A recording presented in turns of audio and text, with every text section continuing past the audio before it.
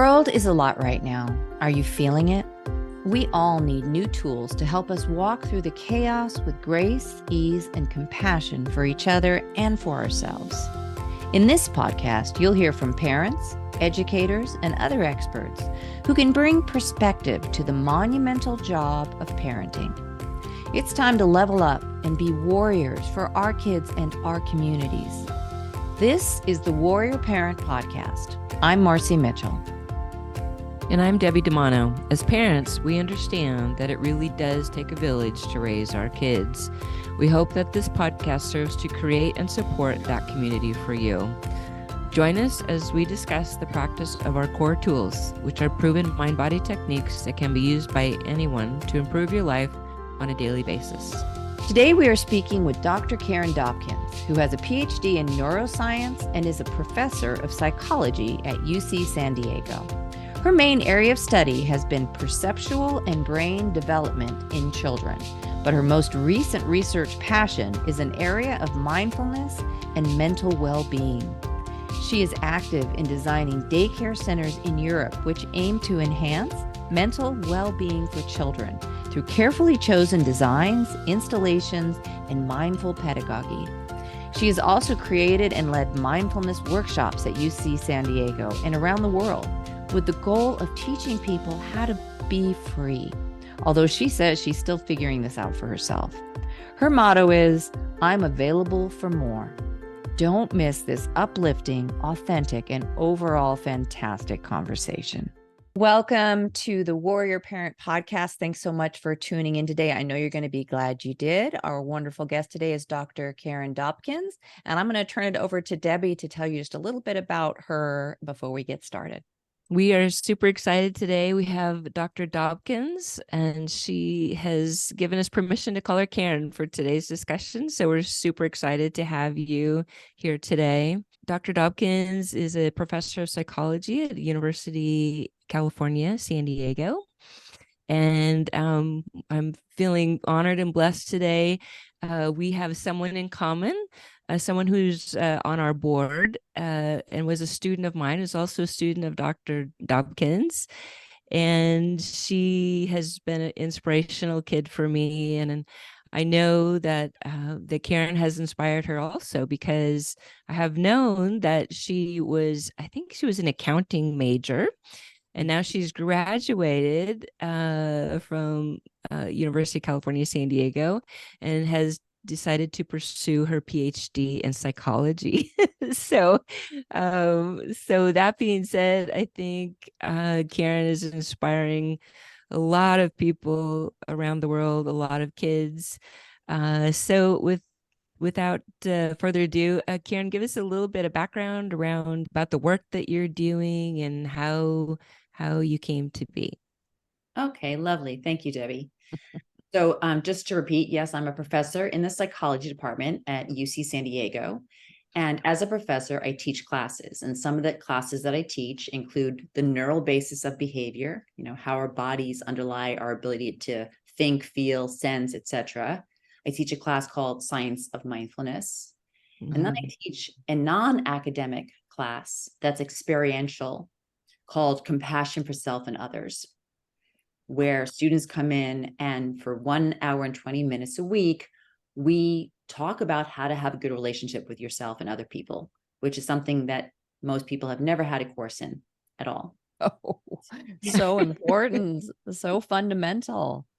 Right. Like sometimes I can't believe that we send kids to school and we teach them science and math and history, etc. But like, where's the most important course, which is how to be a human? Yes. Yes. That's fantastic. Yeah. And I'll just also say that because I'm at a research university, UC San Diego is very research oriented. I have a laboratory that studies the human condition, why humans flourish versus flounder. And the name of our lab is the Human Experience and Awareness Lab, which translates to the HEAL Lab. Yes. I love it. Yeah, a wonderful group of graduate students and undergrads who keep it going with me. Yeah. So I'm really excited to hear more about the lab and yes, the work that you're doing. So you recently published a paper Is that correct? So tell us some more about the details of the paper. I was digging deep in it this morning, but I want all of the listeners to hear more about that. Sure. Then I'm going to tell this as a bit of a storytelling moment. I love it. So Yes. I'm a professor at a very large institution. Yes. And when institutions first form, they're pretty small, everybody in the institution, they have a real heart and a spirit.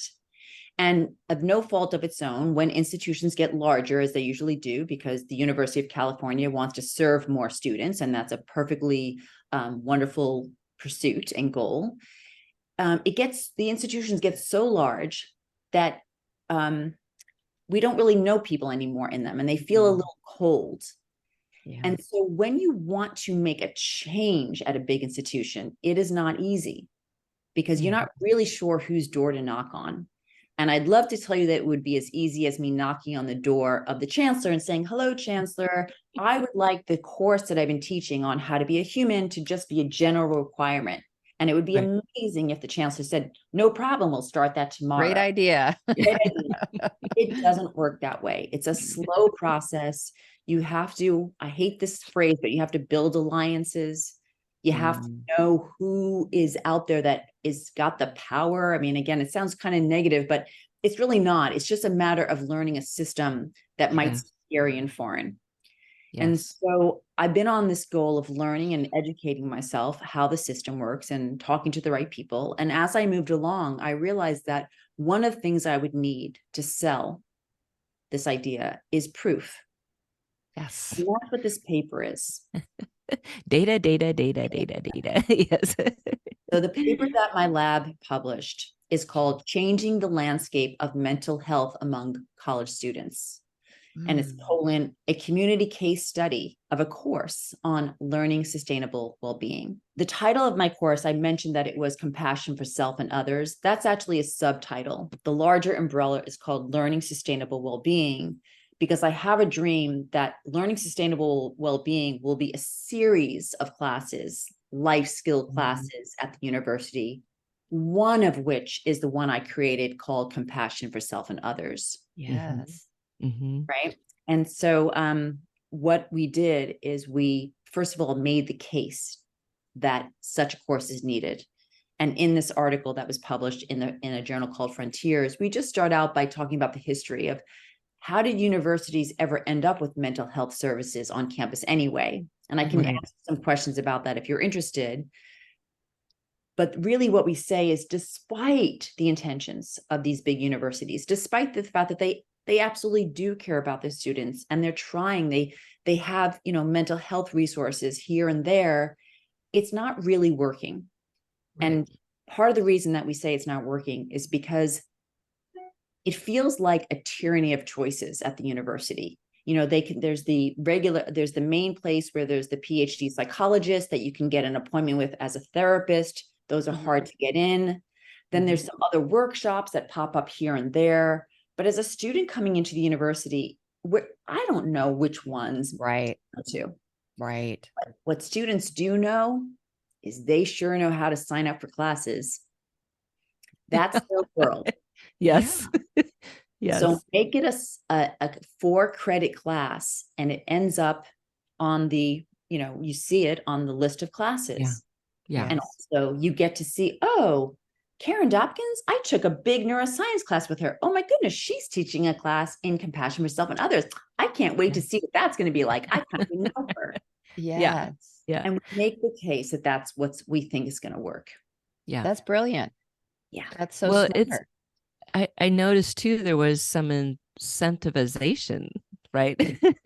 Right. People have to be incentivized to be able to do that. And then it's this whole process, which we sort of have figured out too. And that the piece then that can occur is sort of the scaffolding effect, right? Like our goal was to bring the kids in, teach them the tools, and then the next year those kids would then be able to teach the tools to the next generation and the next generation of students coming in.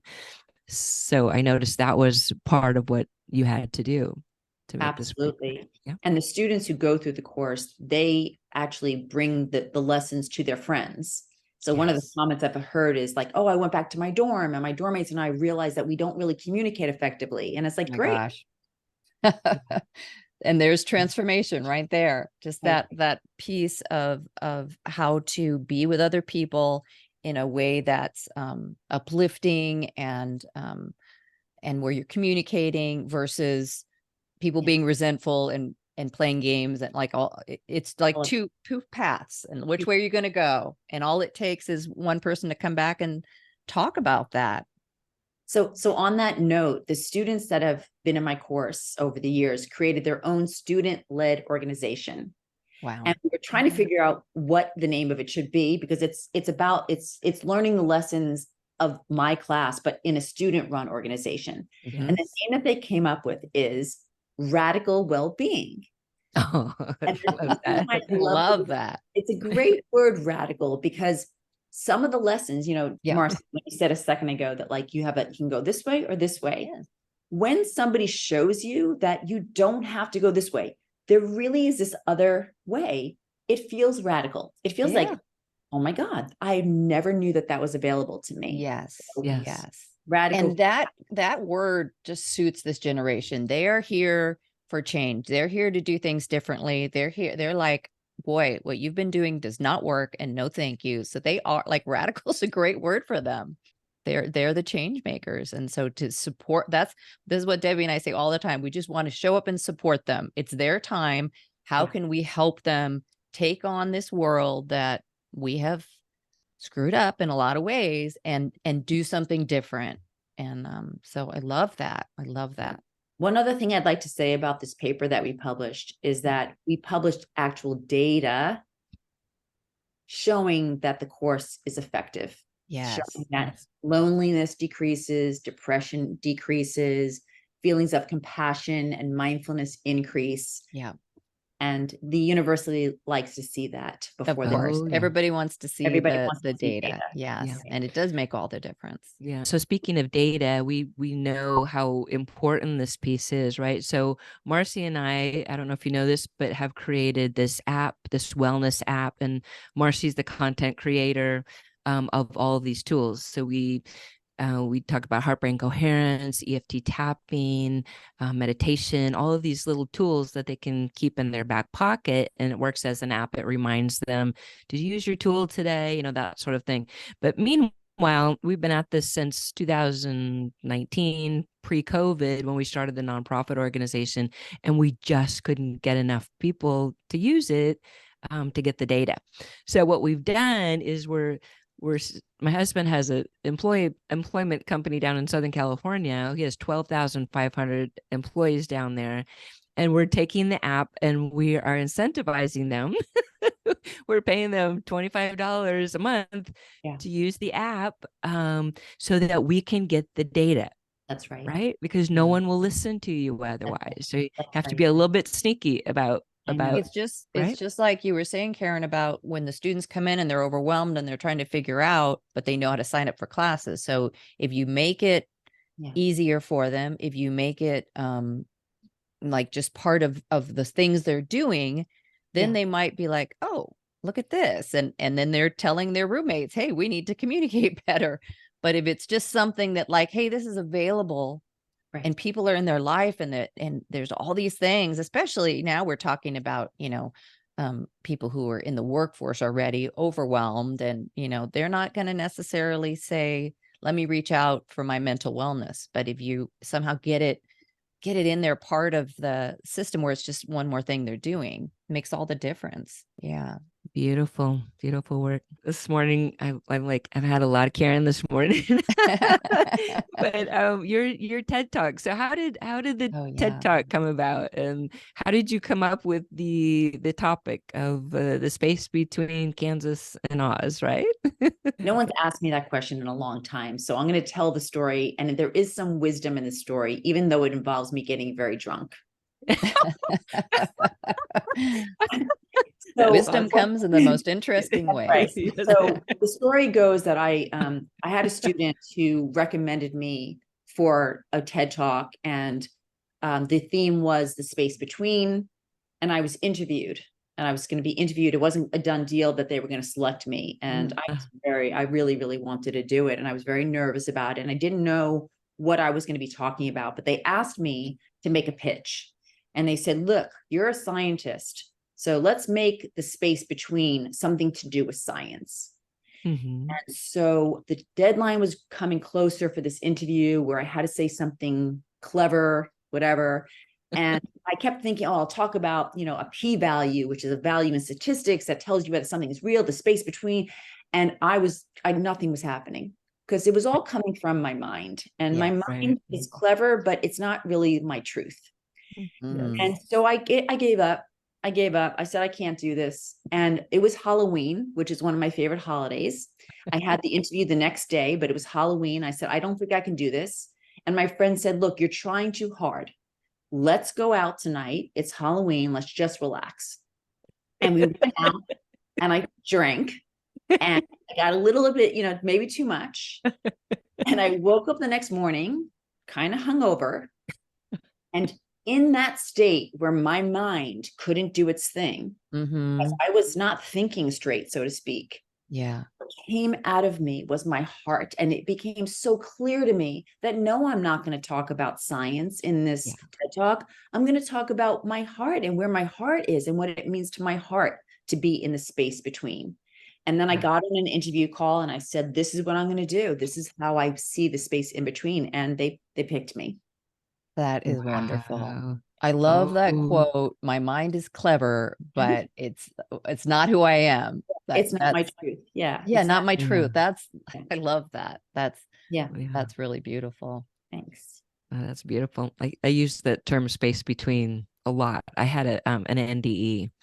And so a lot of experience. Yes. A lot of what I experienced, and mine was different than everyone has a different experience of it, but mine was the space between. And so that is my intention for every day, is to live in that space between. I hardly heard anyone ever use that term before, but my kids know it. My husband knows it.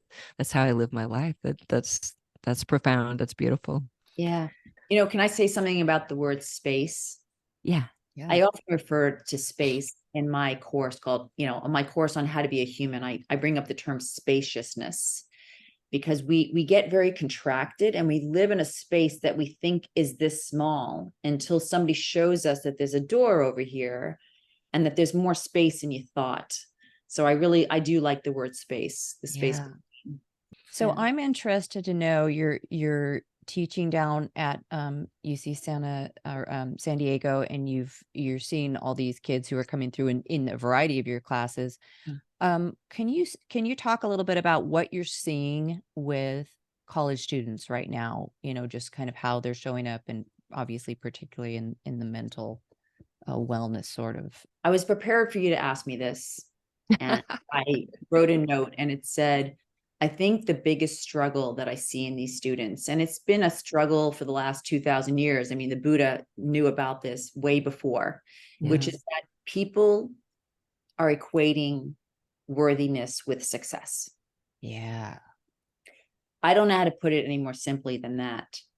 Yeah. And there's nothing wrong with success. And I teach them, you're at a university. I'm certainly ambitious. I have a PhD. I'm a professor. I'm not, just meditating all day long.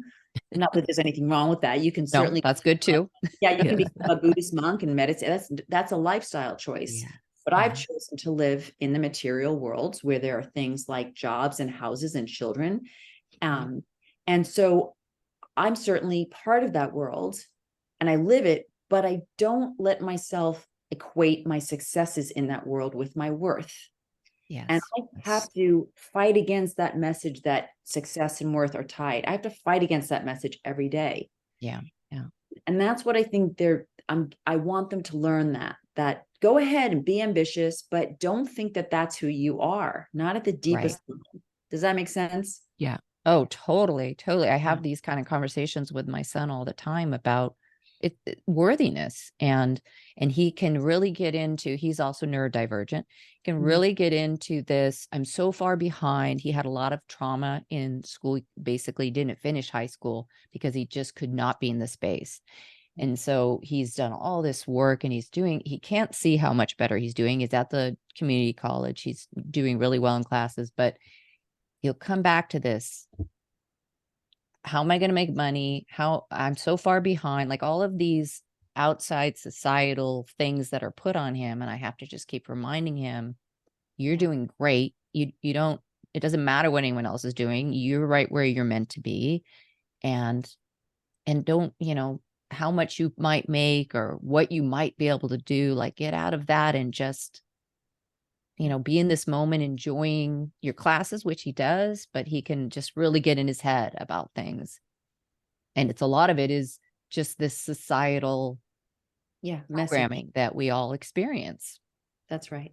Yeah. Yeah. So I love that you're doing that for them. That's so important. I like to say one of the lectures in my course, and you can find my syllabus online, but one of the lectures is about how to live a path with heart. Yes. And we work on that. I say, just write down, where are you in your element? Get really clear on where you feel alive and the most you, and then head in that direction, as opposed to, well, my father was an MD and he wants me to go to med school. Yeah. Yeah. Yeah. Or what can I make a living at? What will allow me to, right, come from that space of joy and I love that. I wanted to bring something up around this group of kids right now, but in your paper, you speak about climate anxiety. I feel like that's a big one for me. I live out overlooking the lake, and when the lake gets low, I can feel my anxiety go up, like, okay, come on, rain. I'm starting to do my rain dance. But apparently this is really affecting this generation of kids. And you spoke to that in your paper. Could you talk a little bit more about that and how you see the climate crisis affecting our kids? Yeah, I mean, I would say a lot of, there's people on campus who are fighting, and there's activism on my campus, but there's also a lot of hopelessness and students feeling like, what am I going to be able to do about this? You caused the problem, your generation. So we make the point in the paper that if this generation is going to deal with these big problems, they're going to have resilience. And so getting their nobody can deal with a problem if their mental health is suffering. If you're all caught up with your resentment towards your roommates because they didn't clean the dishes and they should know better, they should know that that's not okay. If you're all caught up in that, how do you have the space to actually stand tall and say, I need to move forward to help a cause like climate change? So it's kind of like that. Yeah, it's back to that purposefulness. We've had conversations with other people here a lot on purpose, and I think if that's something, that one thing we can teach our kids is to how to live on purpose. Again, imagine that world, right? So of course we are the Warrior Parent Podcast, and I know you are an amazing parent of 4 children. So I want you to talk about that. I know you talked about the balance of doing all the things that you're doing at the university level, but talk to us a little bit about parenting in this world. Oh, my goodness, I could talk about that all day. Yeah, we got a little while. Yes. I would say I spend a portion of every day thinking about how to be a good parent or be a parent that works for my children. And I'm now recently an empty nester. So my last child just went off to college at UCLA. My daughter, Sarah, she's 18. I've got twin boys who are at UC Santa Cruz and UC Santa Barbara, Gabe and Jacob. And then my stepson, who's 36, who's also a psychologist. His name is Matthew. And each one of them needs something different from me, is what I want to say to begin with, right? And so I have to stay very alert, is the word I'd like to use. And in fact, I really like the name warrior parent. And for some people, the word warrior might conjure up fighting, that I have to fight. Right. But for me, the word warrior conjures up an alert person who's paying attention to the situation and seeing what the situation calls for. Yes. So it's a lovely term. And I do take my parenting very seriously. My kids have taught me so much, is the way I would describe it. Yes. Yeah. And they are very skilled with their communication at telling me when not to go this way, but they need me to go that way. And I can pivot pretty quickly, and I don't take their feedback personally. And if there was one message I was going to give to parents, don't take it personally. Yeah. It's not about you. And if you make it about you and your child hurts your feelings, that's not to say that we don't have feelings that get hurt, but as soon as you make it about you and your feelings getting hurt, you're getting in the way of what your child actually needs. You're not listening anymore, because now you've taken the mic back to you and your hurt feelings. Oh my gosh, that is so true. So true. I mean, that's, not taking things personally it's, as we know, one of the 4 laws from War agreements. Yes. But then specifically with your kids, and it can be, because we're so close, but this generation is good, better than we were, certainly better than I was at speaking their truth, at asking for what they need. So like, we need to get down with that. We need to be like, okay, yes, I get it. And it isn't about me. And how can I do that pivot? And the other thing I want to say about the warrior parent, we really had a conversation about that, because we did not want it to be this aggression fighting thing, but more this idea of, and I think most parents know this, but this idea that when your kid needs you, you show up as a warrior for them. And whether it's in the school system, my son had IEPs, and there were times that I had to really say, no, he needs something, when the system was not really supporting him, or whatever other situations that you get into, there's times where you have to do that and be a warrior for your kid.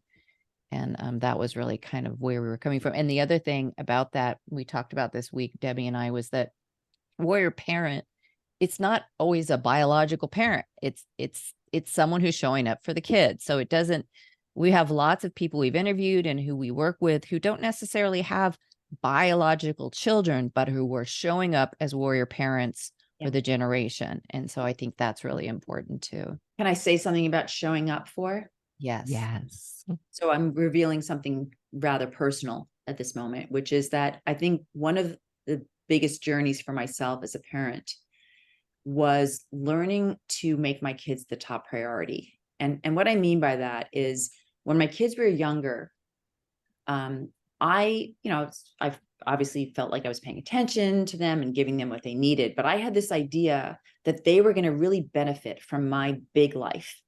So I'm hamming it up. Like, I've got a big life. I know a lot of people come to visit all the time. I travel, I tell them there's exciting things, and I'm bringing them into this big life, until I realized that's not what they need.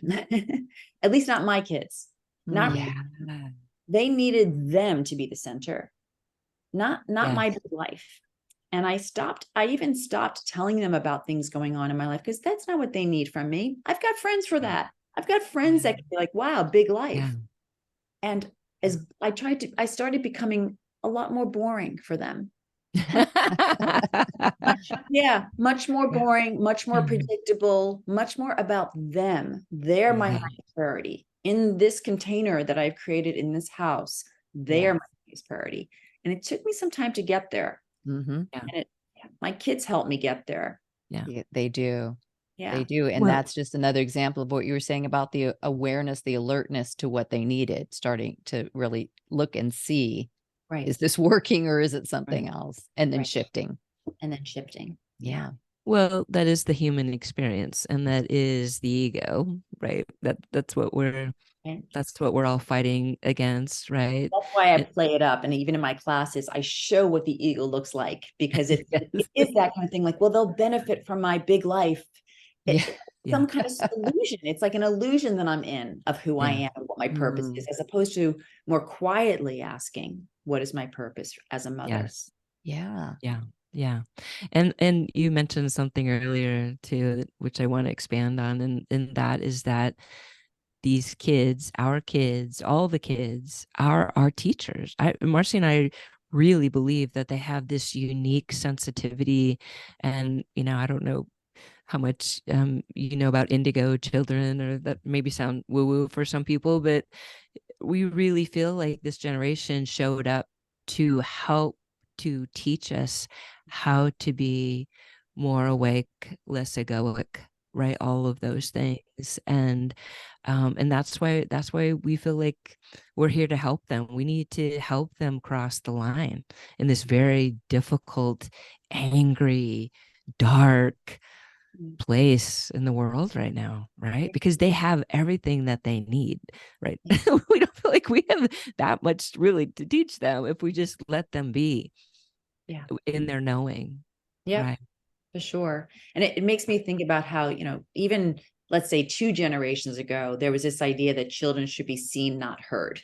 Yes. And you were just supposed to respect your elders, and that was just the way it was. And it is cool to see. And I'm old enough now to see the change, right? Because I'm almost 60, and I see that now. Me too. Children, we're letting them be more fully expressed at a younger age. Yes. And we're learning from them, because children are wise, because they haven't had all that messaging put on them yet to slap them down.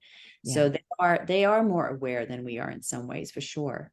Yeah. And letting them show up and be their bright selves and come out in their purpose is it's uplifting the planet. That's exactly what we need right now. So it's to everyone's benefit to let them be themselves and let them show up in their full selves. We are definitely about out of time, but I'm so grateful for this good work you're doing there at the university. I just can't, I know that is the seeds you're planting, the what you're creating there for these kids is just going to go out and multiply and help just lift everyone who comes into contact with them, which is just beautiful work. Thank you. That's the hope. That's for sure. Yes. Yeah. Oh, it's happening. It's obviously you're already seeing it. So with these kids just, talking to their roommates or whatever, that's how the ripples go out, how it manifests. Thank you. Karen, how can people find out more about you or the work they're doing or help to support you? What's a good place for people to find you? We definitely want to post a link for that TED Talk, for one thing, on our show notes. Yeah, sure. I mean, I do have a website. You can contact me. I should mention I take private clients. I do breakthrough work with people. Oh, great. So I do this 3-session breakthrough work. It's not therapy. It's like, I refer to myself as a bit of a surgeon, because I get right in there to see where the pain is. And then we like look at it and we hold it, and then we shift in how we hold it. And then when you learn that skill, you don't need me anymore. So you don't need to meet with me once a week for 2 years. Nothing wrong with that. Therapy's awesome too. Right. But I'm giving tools to break through, and it's the tools from my class, and it all comes together. Yeah. That's fantastic. I love those kind of resources where people can go when they want more of that. So yeah, we want to post your website. Sure. And by the way, for fun, I can't help it, but this morning I wrote this little list. I'm going to put it in the chat, but it was a list of thou shalts as a parent. And it made me laugh that I put together these 5 not thou shalts. So I just put, it's too long, but I can send it to you later. It's just, if somebody said to me, what are the 5 things that you want to convey to parents? Can I read them out loud? Yes, please do. Please do. So I wrote, 1, thou shalt love your children unconditionally. The love that you felt at the moment they were born, which is so pure and simple and not conditioned on anything, must remain clear and visible as long as you live. 2, thou shalt not shame any negative behavior in your child, because it comes from a very natural instinct to put oneself first, just like you. Number 3, thou shalt not take anything your children say personally, because if you do, you will get in the way of giving them what they actually need in that moment, be it understanding, validation, or compassion. Number 4, thou shalt understand that your young children have no agency for a long time. And this lack of agency is frustrating and unfair, even when you make them do what is best for them. Right. You will honor this unfairness and gracefully release to them their agency as they get older. And number 5, when they get older, you will not give unsolicited advice. Instead, you will listen with all your attention and then ask their permission if they're ready to hear your point of view, which might be helpful. Oh my God, that's fantastic. I love I that. think I those love are that. chapters of your new book, probably. Yes. Oh, I I'd am read that. writing a book, by the way. I Of am course. writing a book. So yes, it'll be in there. Of Oh, course. So we can't wait for that for sure. yes. I So- feel like there's so much more. I would love to have you on again sometime if Sure. you're open to that. Just Yeah. such great content, such great information for parents and families and kids. So grateful for the work you're doing. Aw, thank you. Mm-hmm. Thank you again, Yeah. Karen. Lovely Yes. to talk to you both. Looking forward to the next time. Yes.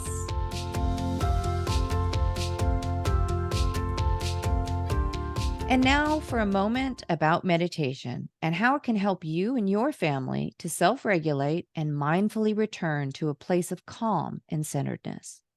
Our Cour Tools platform consists of a number of proven tools and techniques that are designed to reduce stress, anxiety, and overwhelm in spite of what's going on in your world.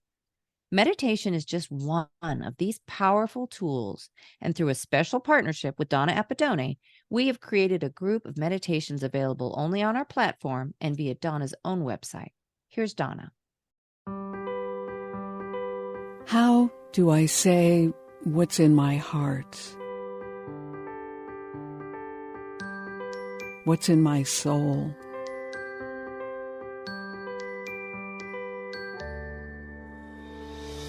How do I say what words cannot express? Hi, I'm Donna Appadone. I'm the person who writes and produces meditations for this podcast and on the Cour Experience app. Everybody has their own jam. We all have music that we like to listen to because it makes us feel happy or it encourages us in some way. Sometimes we like music that makes us reflect on things in our lives. Music helps us to say and hear things that can't easily be put into words. It's one reason why music is so important. Think about the kind of music you share, and think about the kind of music that other people share with you. Pay attention to that and make decisions. Music is an important way to reach people. It's an important way to get to know people. And it's an important way to communicate. Share good music. And remember, whatever is happening with you right now, you can do anything you set your mind to do. I give you my songs, and they become yours.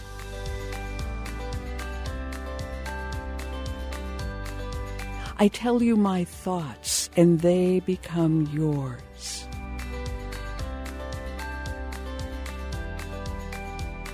I say to you my words, and they become yours.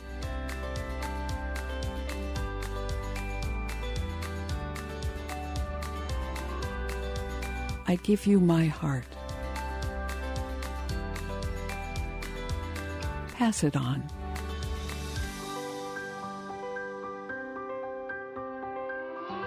Donna's book, called Drive Time Meditations, is a collection of 183 of her purpose-driven motivators.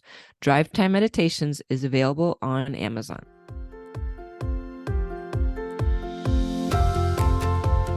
Thanks for listening to the Warrior Parent Podcast. You can find us at courexperience.org. Check out today's show notes for more information and resources from Dr. Dobkins, including a link to her website where you can find her workshops and more options for connecting to and working with Dr. Dobkins. Make sure you join us next week for another informative conversation to help you and your family show up mindfully, purposefully, and joyfully with each other and in your community. Our meditation segment is produced by Donna Appadone with music from Scott Holmes. The full collections of meditations is in Donna's book, Drive Time Meditations, available on Amazon and at DonnaAppadone.com. Thanks to Samuel Hale, LLC, for sponsoring this podcast. Technical and marketing support comes from Inspire Your Brand. Thanks also to our editor, Justin Beaton. Opinions expressed by guests do not necessarily reflect those of the hosts, producers, or financial supporters. I am Debbie DiManno. And I'm Marci Mitchell. The Warrior Parent Podcast is a production of Cour Experience.